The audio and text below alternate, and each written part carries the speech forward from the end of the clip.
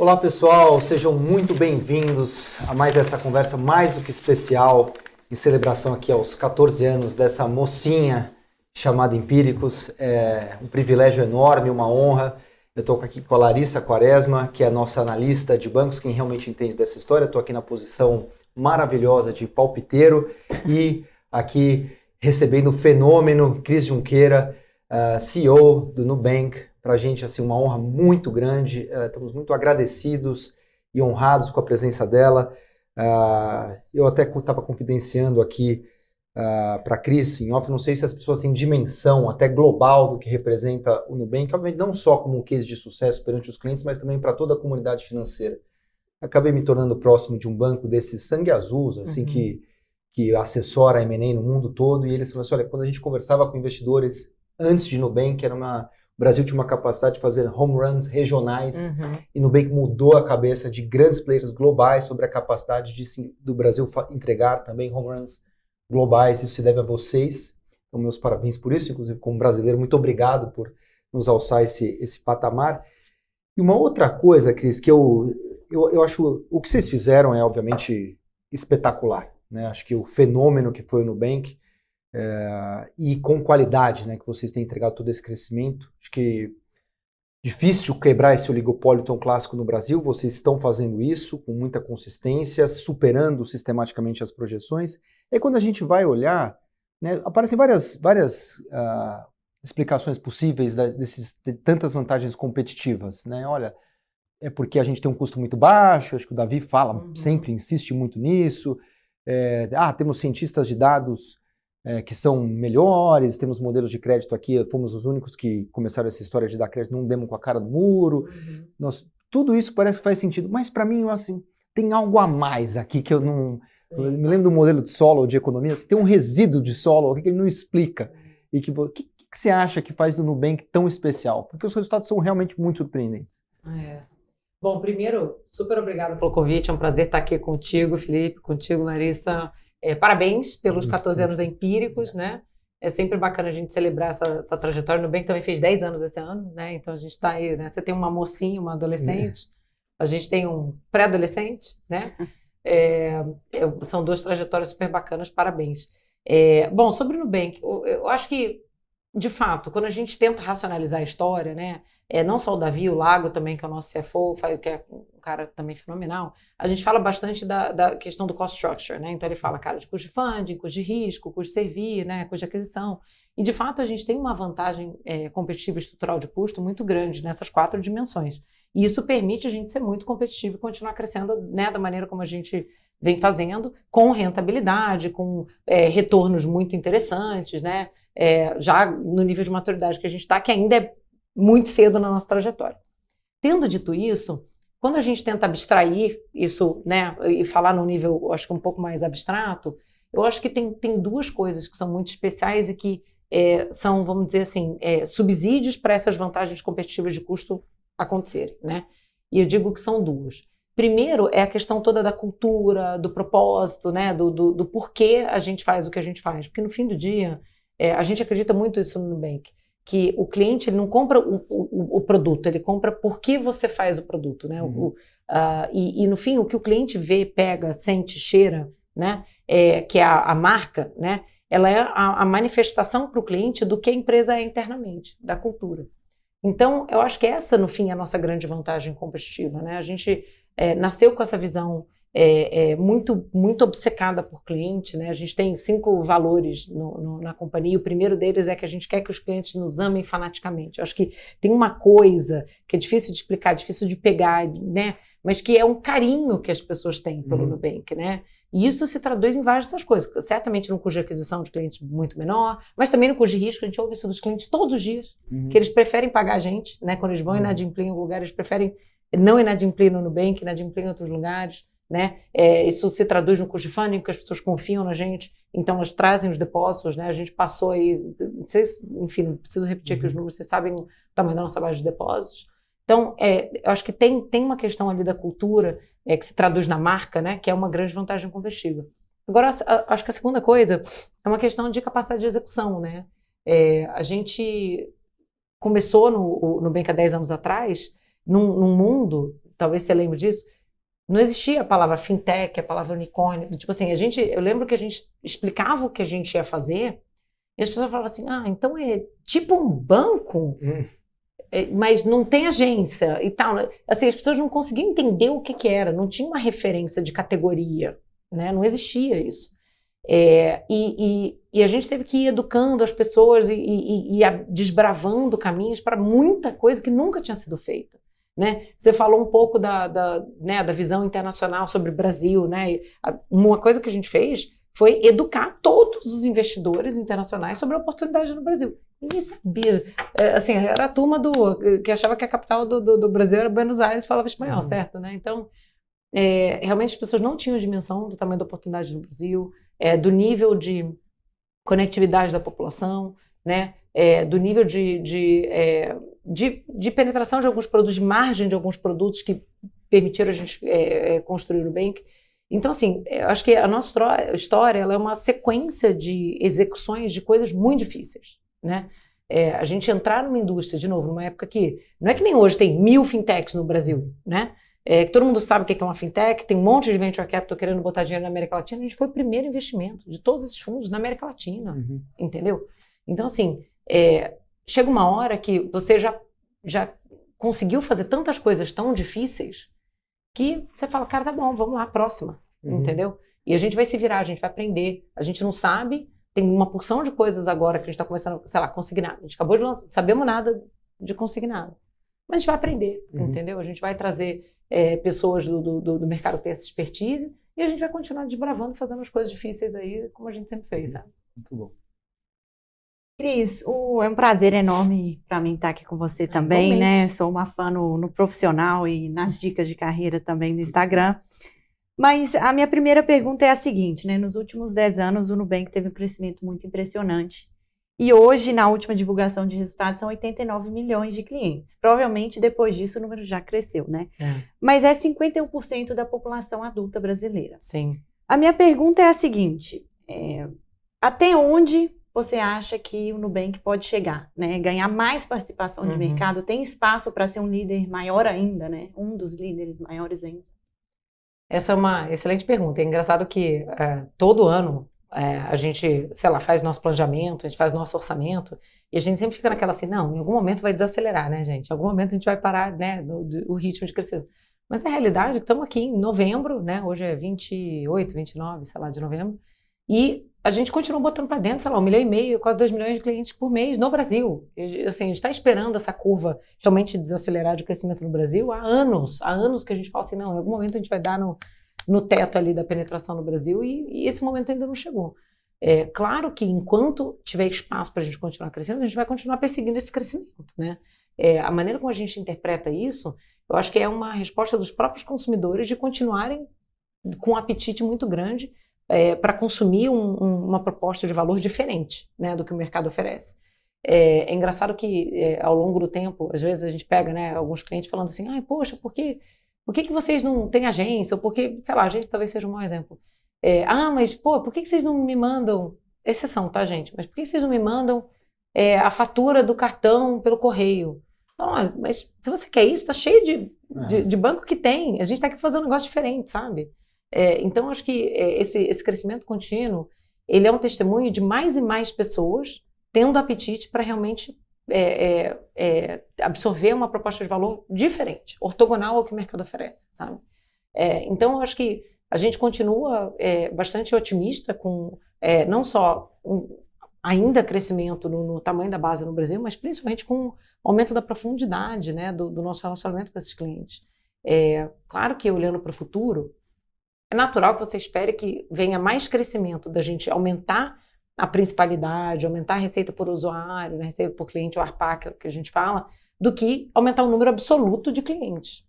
Provável, né? Mas eu acho que tem oportunidades interessantes dos dois lados, sabe? Legal. Explorar um pouco, você falou, eu ia puxar exatamente a principalidade, acho que essa é a grande disputa entre os bancos hoje. Como tem se dado isso para vocês, né? Vocês estão adicionando outros produtos, acho que com uma velocidade muito interessante. Sim. E como que você vê o que tem sido feito até agora e como que você vê para frente?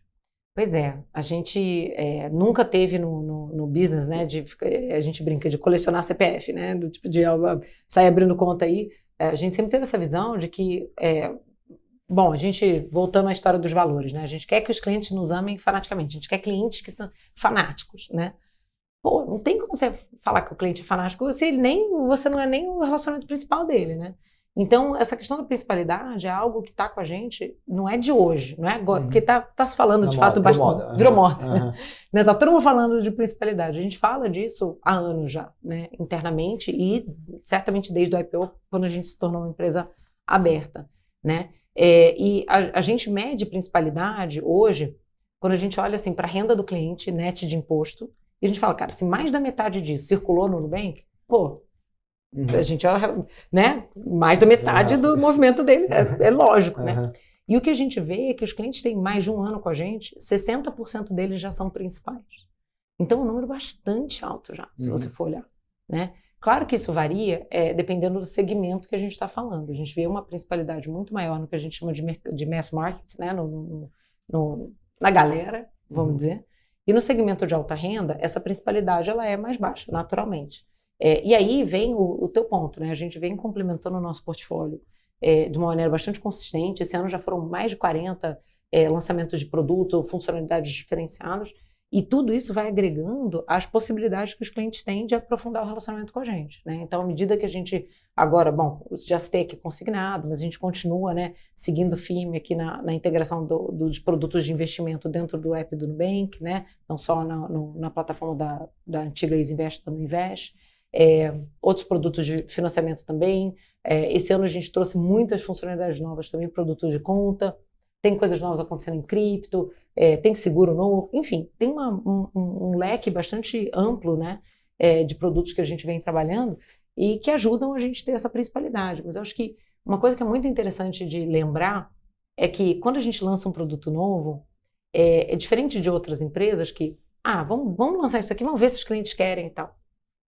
A gente está há 10 anos ouvindo os nossos clientes pedirem mais da gente, né? Então, assim, desde 2014, quando a gente lançou o primeiro produto, que foi o cartão, que o primeiro cliente passou lá o cartão na maquininha, viu a notificação no app, entrou no app, viu o detalhe da transação da compra, viu o negócio em tempo real e tal.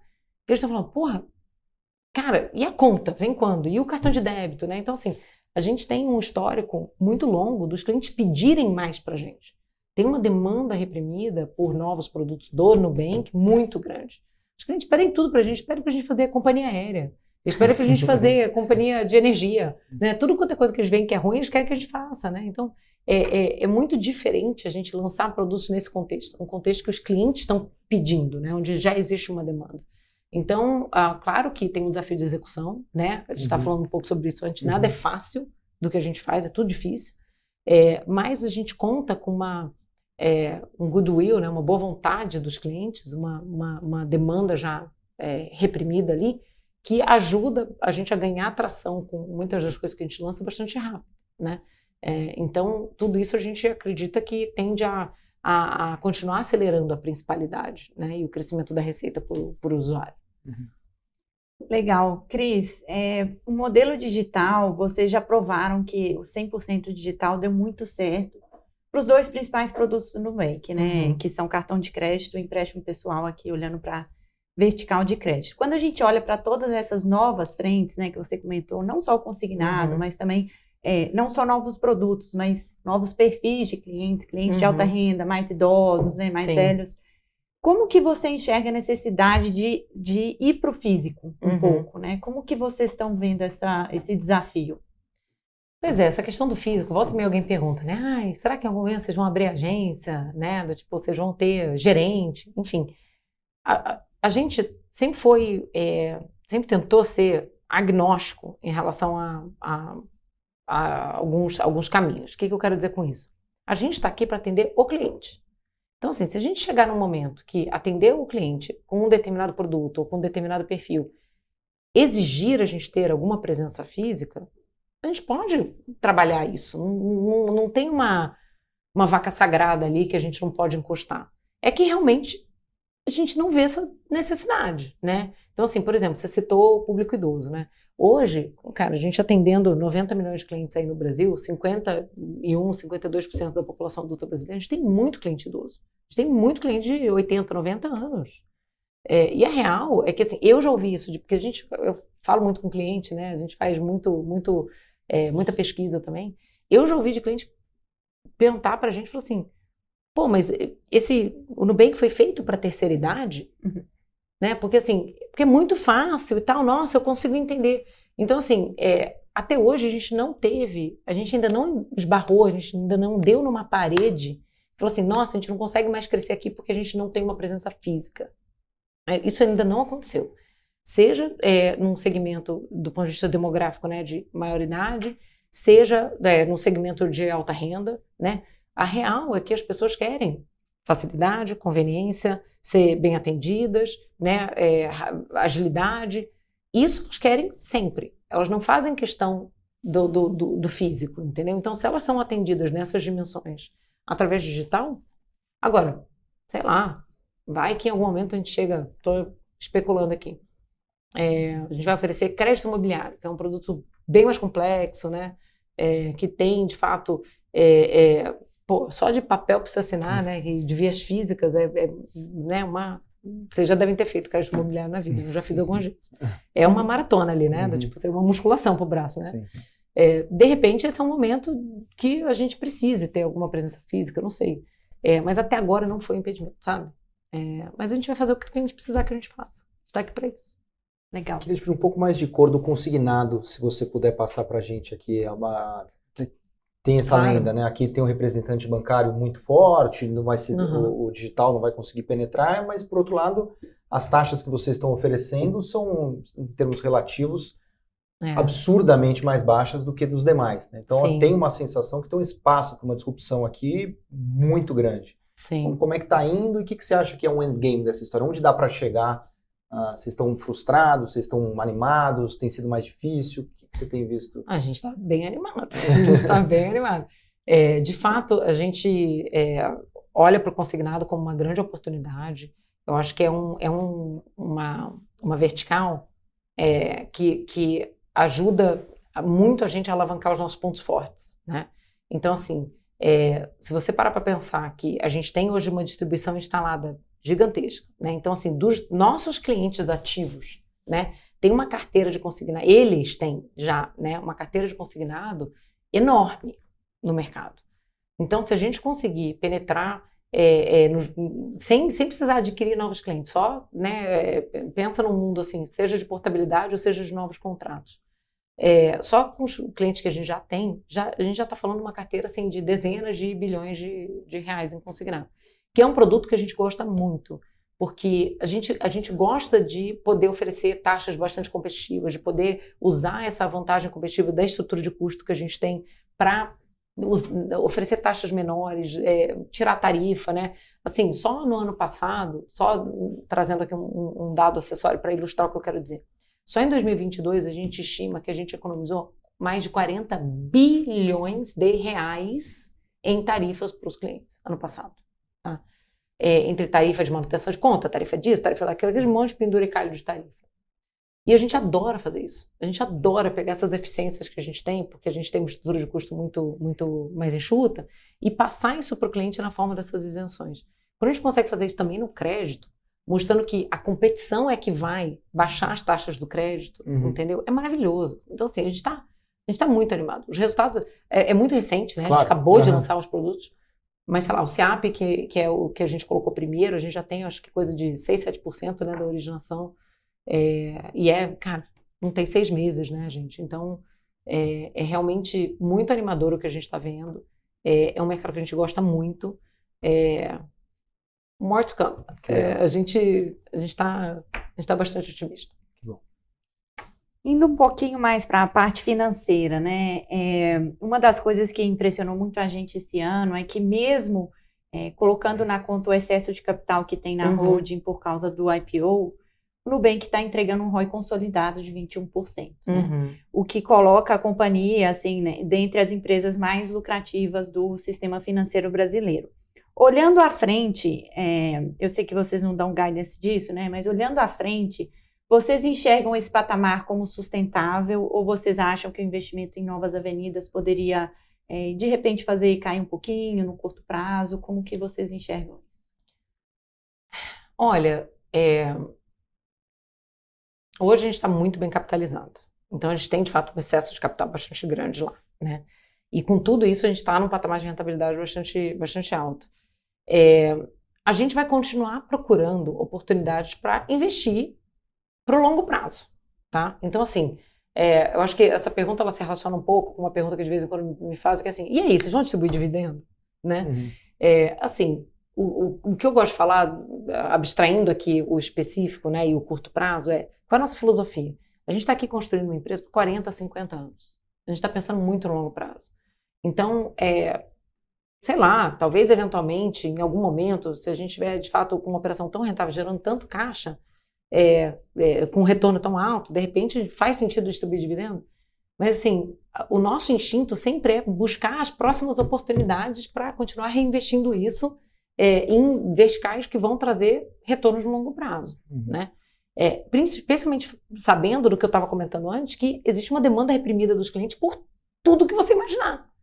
Então, enfim, fazendo um suco aqui de tudo isso que eu falei, eu acho que as nossas vantagens de custo estruturais, elas vão se traduzir numa rentabilidade bastante bacana comparado com o setor. Então, eu acho difícil, a menos que a gente faça investimentos assim, muito, muito grandes, né, em alguma coisa muito grande, a gente, de fato, ter uma rentabilidade inferior, muito inferior ao que você viu. Agora, em relação ao futuro, vai depender dessas oportunidades se materializarem e do nível de investimento que a gente vai precisar fazer. Hoje, a real é que o México e a Colômbia estão consumindo caixa, né? A gente está queimando caixa lá para crescer a operação, mas com uma visibilidade de que vão ser operações muito rentáveis também, que vão atender clientes ali onde há também uma demanda reprimida muito grande, onde tem oportunidades de margens muito interessantes, onde tem oportunidades de a gente crescer, inclusive, o tamanho do mercado, né, de uma maneira muito significativa. A gente estava tendo uma conversa outro dia na Colômbia, né, e a gente estava olhando profit pools, né, do tipo tamanho do mercado em várias verticais. E alguém virou e falou assim, gente, mas não é possível. O que era? Para PJ. Acho que era cartão de crédito para PJ. Eu falei assim, mas não é possível que seja tão pequeno. Mas não é que é pequeno, é que inexiste.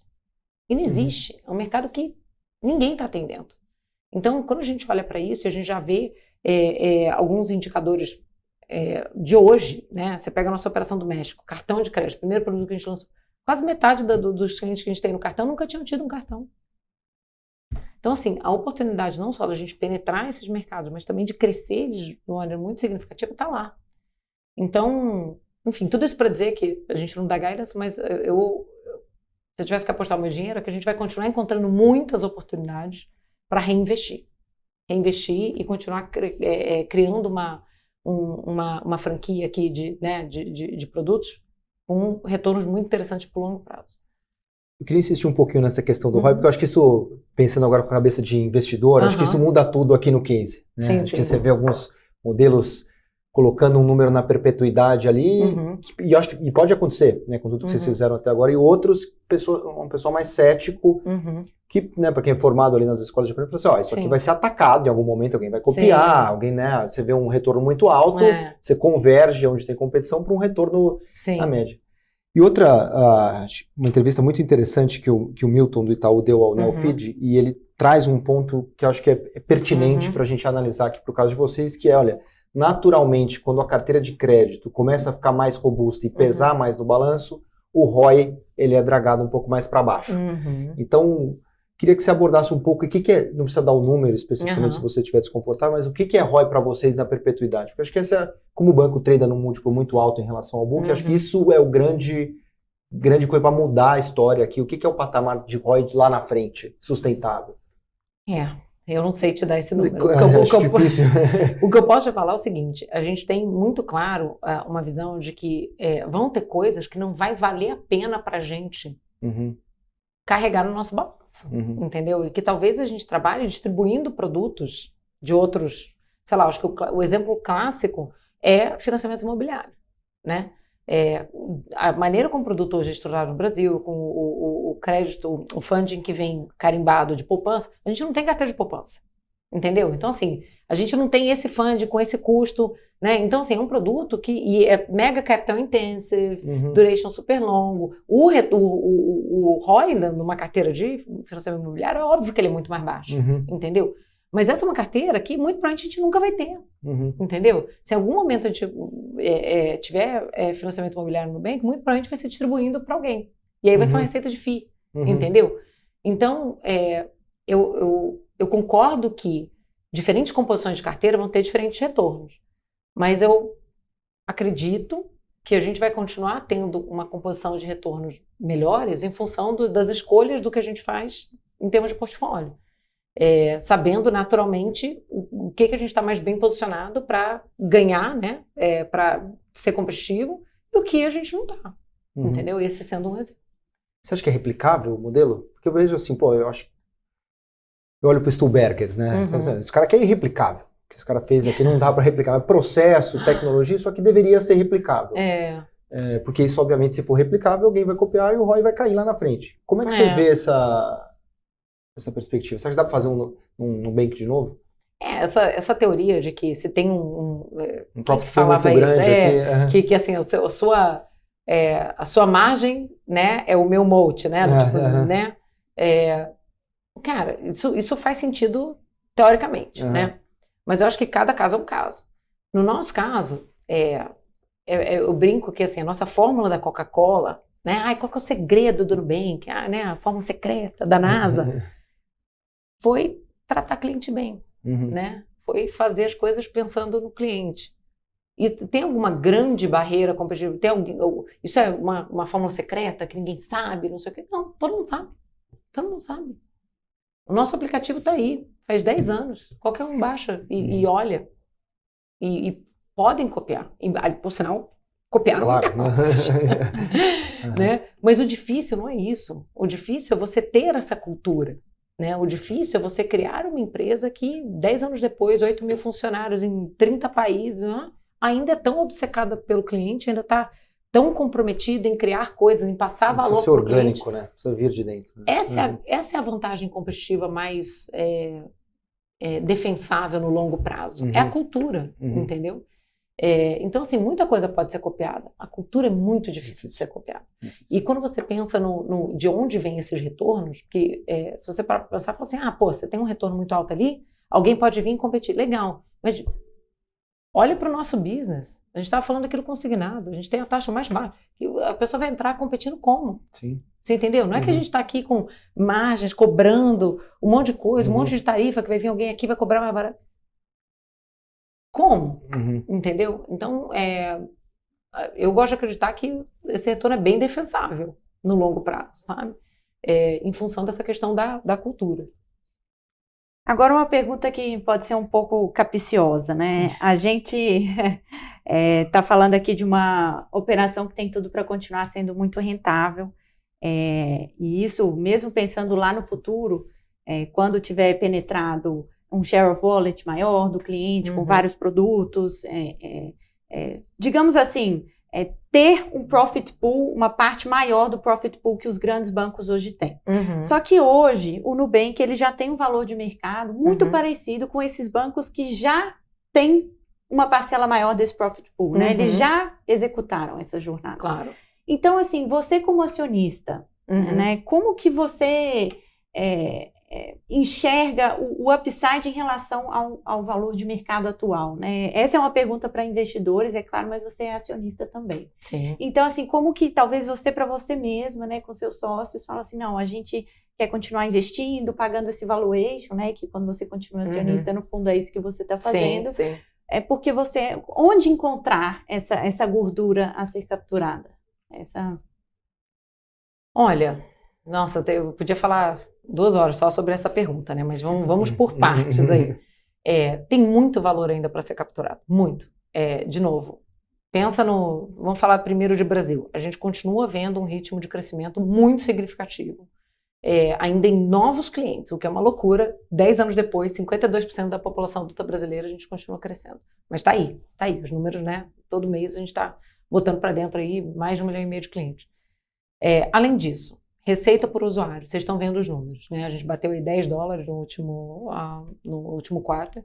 Você olha as safras mais antigas, já está lá perto de 20 e poucos. Então, quer dizer, se a gente para hoje, não lança mais nenhum produto, só deixa a safra envelhecer, os modelos atuarem naturalmente, a gente conseguir fazer esses clientes serem elegíveis a empréstimo pessoal, os outros produtos que a gente tem, a gente já está falando de mais que dobrar a receita com a base atual, né? Sem crescer mais nada. Fecha a porteira ali. Então, assim, só isso, a gente já está falando de uma geração de valor muito significativa. Aí você bota na conta México e Colômbia, que, sei lá, hoje a gente olha, a gente acredita que os investidores estão dando valor próximo de zero para essas duas operações. Mas que, como eu estava comentando antes, a gente está vendo uma atração muito interessante já, apesar de serem early days, né? A gente está bem no início, mas a gente vê NPS bastante alto, nível de atividade, seja no produto do cartão ou na conta do México, que a gente já lançou também bastante significativos. A gente vê um volume de crescimento também no patamar mensal muito alto. Então, assim, e uma oportunidade, como eu estava falando, de crescer. Você está falando do tamanho do profit pool dos bancos.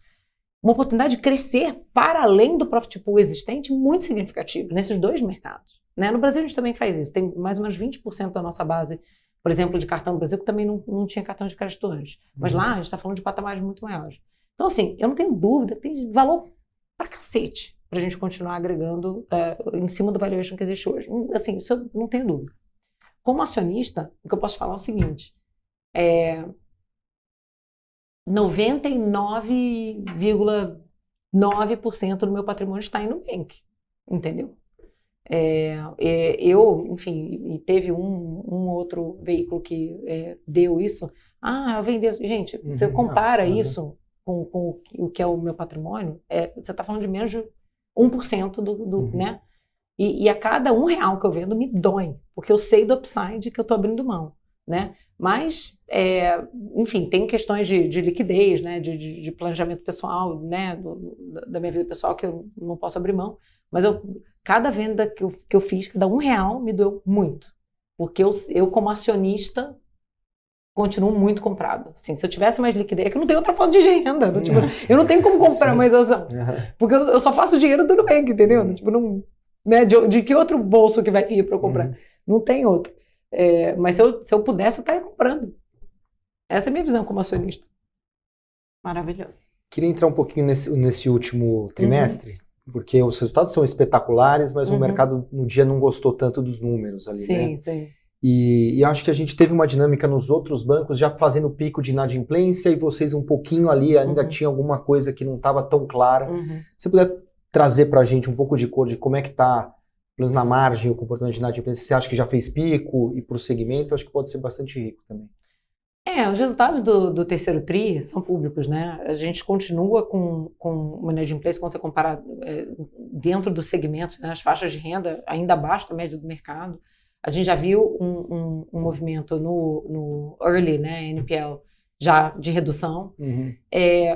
Mas, assim, sinceramente, como a gente trabalha crédito de uma maneira um pouco diferente, sei lá, para dar esse exemplo do México, 50% da carteira no México é gente que nunca teve cartão. Então, assim, por definição, é uma carteira que vai ter um nível de inadimplência maior do que a média do mercado. A gente não está no business de minimizar inadimplência. Entendeu? A gente está no business de otimizar retorno, certo? Então, assim, a gente olha muito mais para o retorno da carteira, resiliência da carteira, e isso é algo que a gente sempre, historicamente, foi muito conservador, vocês sabem disso. Sim. Assim, a gente sempre foi muito conservador na concessão de limite, mesmo no nível de aprovação de crédito, a gente sempre foi. A maior queixa até hoje que os nossos clientes têm, até hoje. As críticas que os clientes fazem do Nubank é, eu não fui aprovado por cartão e o meu limite é baixo.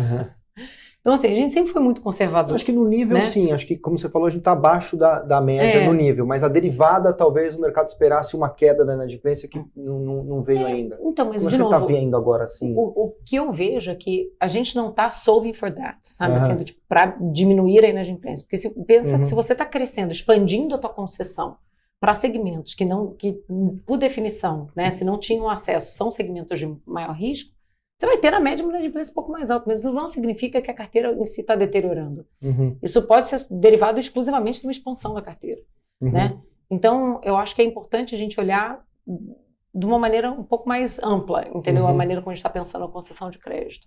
Eu acho que a gente, nesses 10 anos, todos os ciclos que a gente teve de mercado, a gente já mostrou que a gente sabe conceder crédito.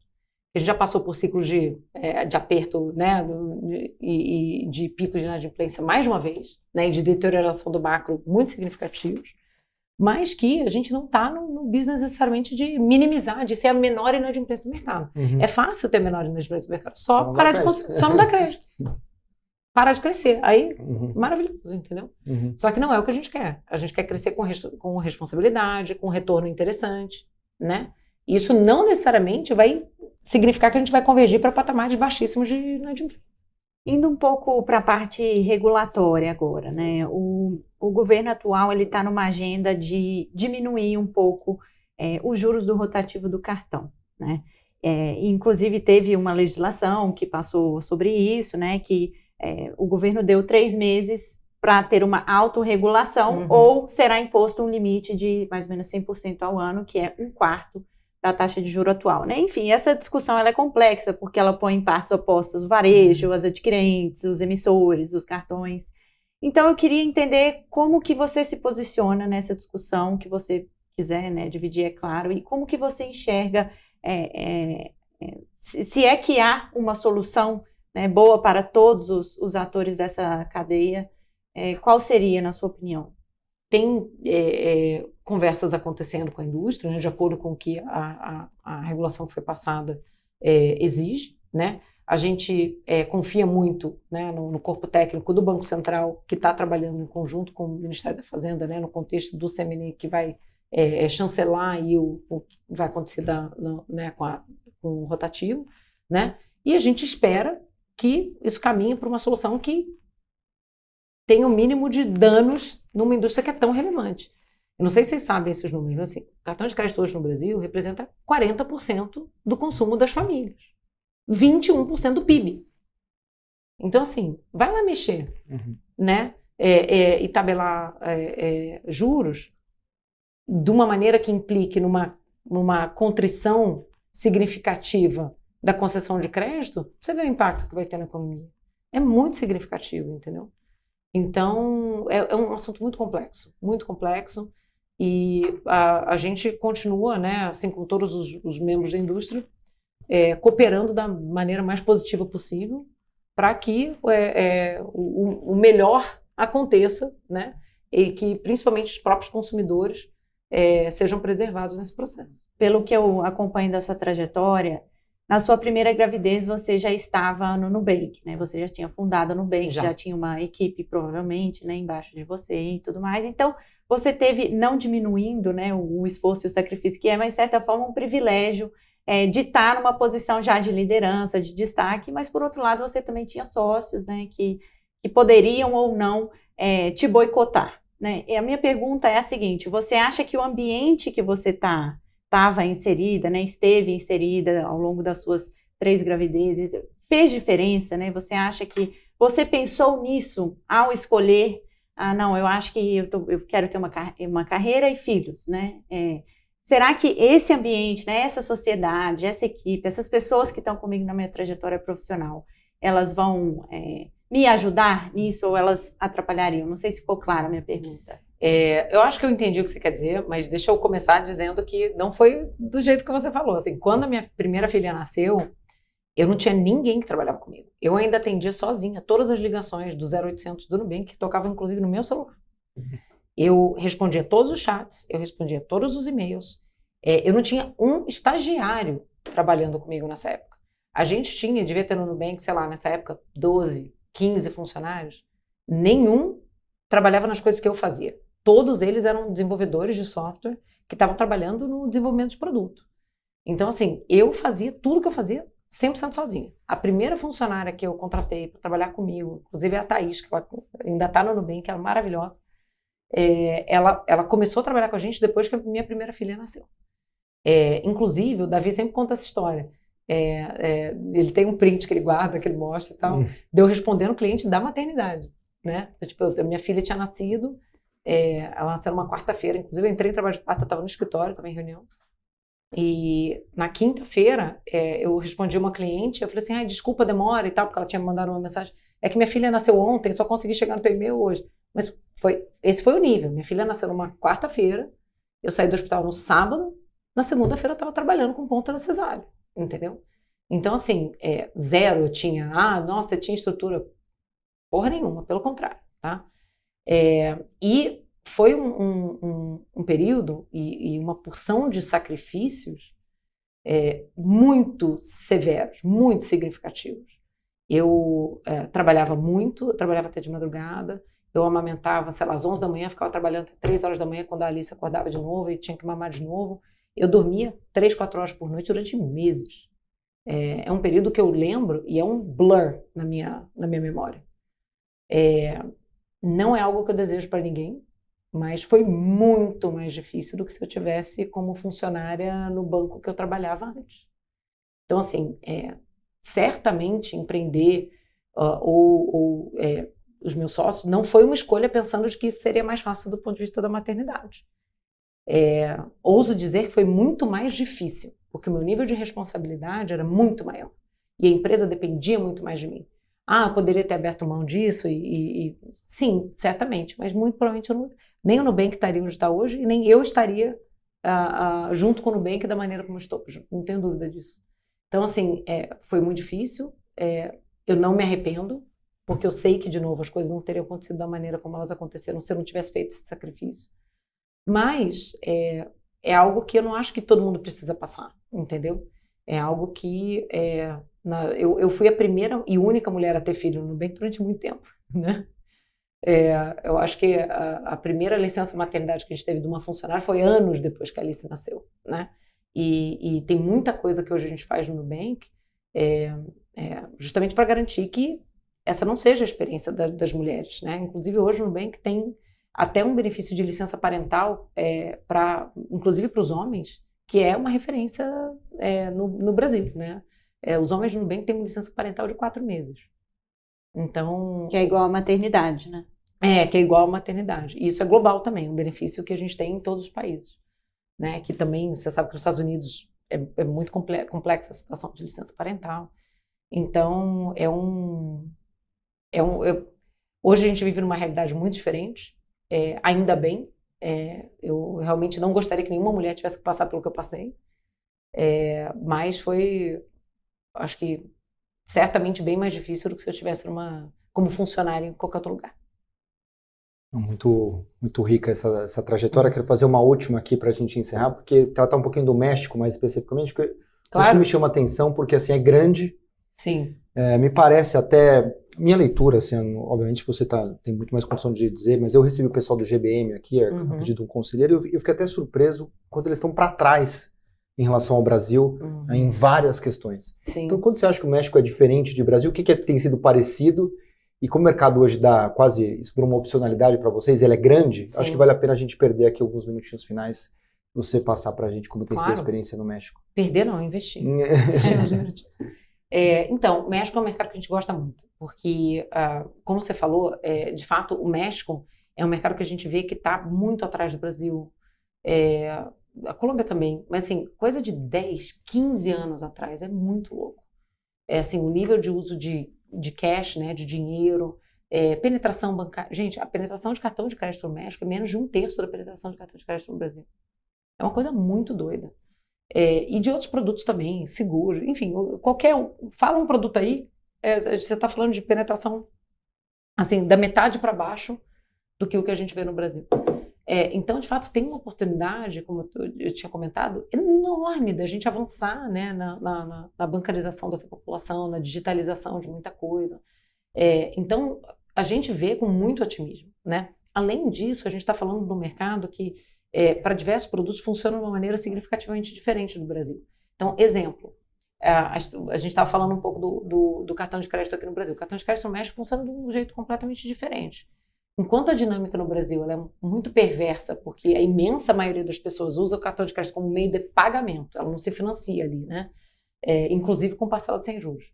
E aí, Quando ela entra no rotativo, é aquela pessoa que já vai inadimplir. Então, o nível de inadimplência é altíssimo, portanto, a taxa é muito alta. Tem toda uma dinâmica, um ciclo negativo ali. No México é o oposto disso. O México funciona muito mais parecido com os Estados Unidos, onde as pessoas, de fato, usam o cartão de crédito para tomar crédito a taxas muito mais baixas, né? Mas com uma visão de que, ok, estou financiando essa compra aqui. Então, essa loucura do parcelado sem juros, nessa distorção que a gente tem aqui não existe lá, né? Portanto, é um produto com margens muito mais saudáveis, sabe? Funciona com uma mecânica de concessão de crédito muito mais normal, né? Vamos dizer, crédito ao consumo, mas muito mais clara, né? Com mecanismo de financiamento. Então, você tem um percentual da carteira de cartão de crédito muito maior, que sofre incidência de juros, por sua vez, muito mais baixos, né? Então, uma carteira overall com um perfil muito mais saudável, né? Então, poxa, tem tantas oportunidades. A gente tem visto, analogamente ao que a gente viu no Brasil, uma população muito aberta, né, a soluções diferentes, né? Então, o nível de adoção é bastante alto, um NPS bastante alto, que mostra que esse consumidor mexicano está pronto para receber bons produtos, né, que atendam às suas necessidades. Era uma preocupação que a gente tinha chegando lá, tipo, será que esses clientes aqui vão dar bola para a gente, né? Será que eles vão se importar, né? Será que eles vão querer testar um negócio novo? Mas o que a gente tem visto é que querem sim, especialmente quando se trata de um produto que é benéfico para eles, né? Que é isento de tarifa, que tem uma condição financeira melhor, né? Agora no produto da conta lá a gente tem oferecido uma taxa de remuneração dos depósitos muito competitiva, né? Foi algo que a gente decidiu investir, vendo a atração que a gente estava já tendo. Então, assim, gente, é um mercado que a gente continua bastante otimista e animado com as perspectivas do que a gente vai conseguir construir lá, viu? Muito bom. Cris, quero te agradecer imensamente. Imagina. Mais uma vez te parabenizar. Nós somos grandes admiradores do Nubank, de você, Davi, Obrigada. do Lago. Tive conversas sempre muito ricas como foi essa. Foi ótimo aprender aqui com você. Lari, muito obrigado por ter me ajudado enormemente, ter conduzido aqui esse papo. E quero agradecer a todos vocês também que estiveram conosco. É sempre um prazer muito grande estar aqui. Um grande abraço a todos.